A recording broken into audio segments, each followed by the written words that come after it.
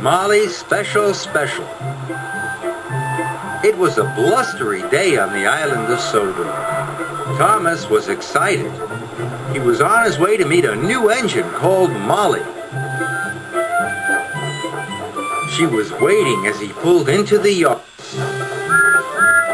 Molly was bright yellow.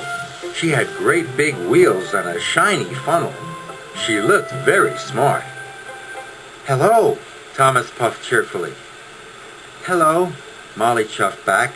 Molly looked sad. "What's the matter?" asked Thomas.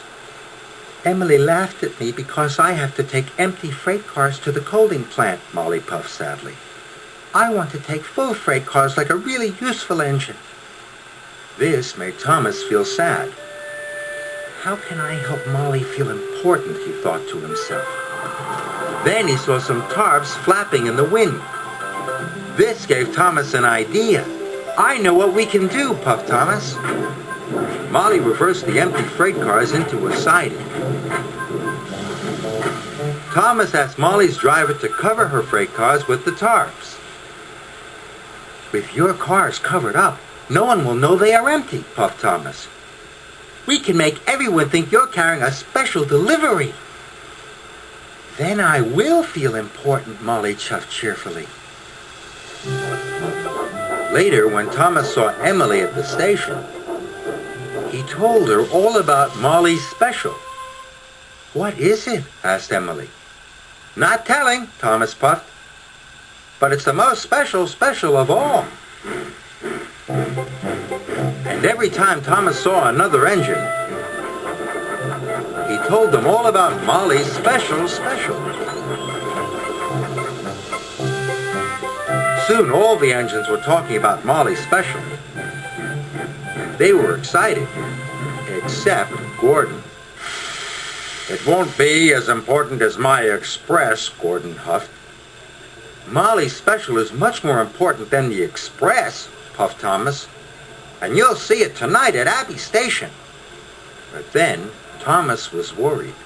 How can I make Molly's freight cars look even more special than Gordon's Express, he wondered. Later that evening, Thomas saw a station master lighting lanterns. This gave him another idea. "Can I borrow your lanterns?" Thomas puffed to the station master. "Of course," the station master replied.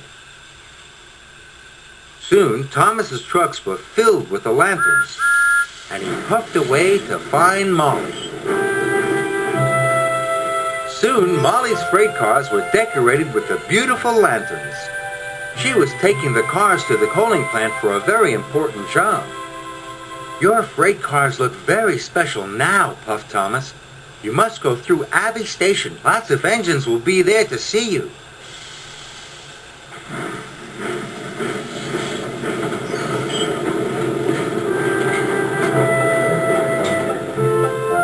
The lanterns on Molly's freight cars twinkled like stars in the night. When Thomas and Molly arrived at Abbey Station, Emily, Percy, and Gordon were waiting.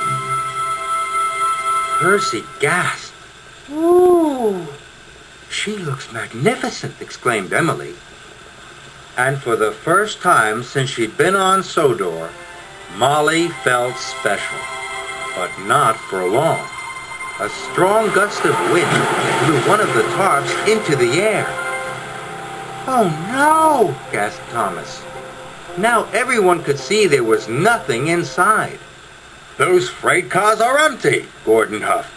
"I knew it couldn't be as important as the Express." "So there isn't a special?" Percy puffed sadly. Molly felt silly and not very important at all, so she puffed away as fast as she could. Thomas felt very bad. Just then, Sir Topham Hatt called the station master. And the station master came to see Thomas. "There are lots of engines waiting at the coaling plant," the station master said. "They're waiting for Molly's freight cars." "Oh no," moaned Thomas. "I've got to find Molly quickly."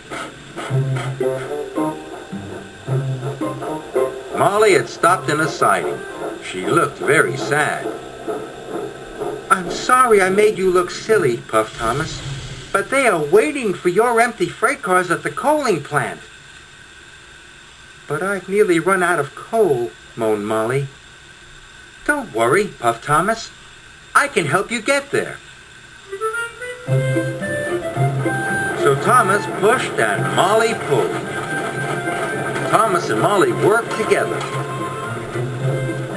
And they arrived at the coaling plant in no time at all. There were lots of engines waiting for them.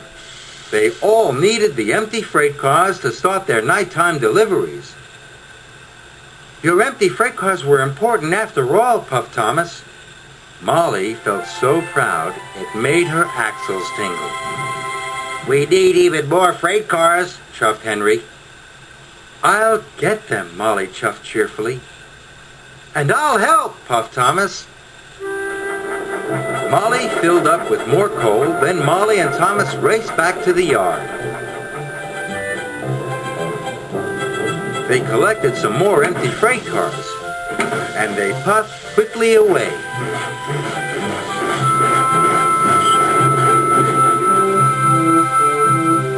Gordon was stopped at a junction. His signal had turned to red. "Out of the way," puffed Molly.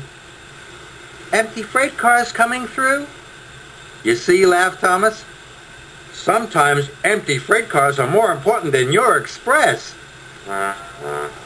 Gordon's face went as red as the signal. And Molly felt more special than special.